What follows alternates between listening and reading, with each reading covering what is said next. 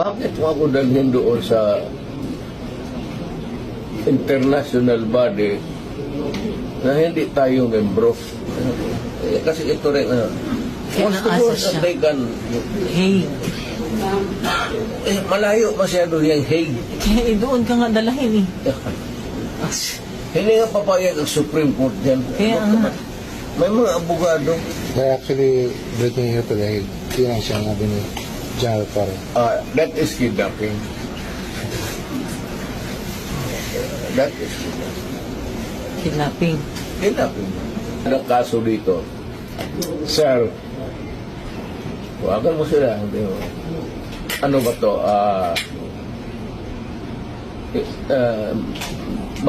May variance kasi. Pero kung sasama ako sa iyo, huwag kang magtingin dyan, sasama ako sa iyo. Yes, sir. Thank you, sir. Total, nandito naman tayo sa government facility. Yes. So, escape is not a problem. Impossible dream. Thank you, sir.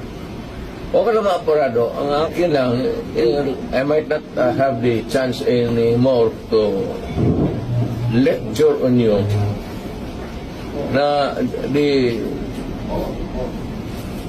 serious implications nito. We have withdrawn under the